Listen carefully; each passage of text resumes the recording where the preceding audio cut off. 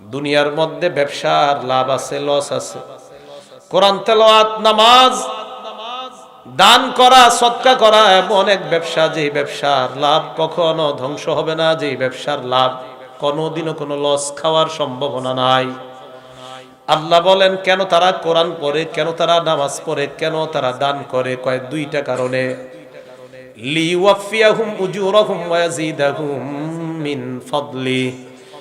এক নাম্বার, লিওয়াফিয়াহুম উজুরাহুম, তাদেরকে যেন আল্লাহ তাদের পরিপূর্ণ প্রতিদান দিয়ে দেয়।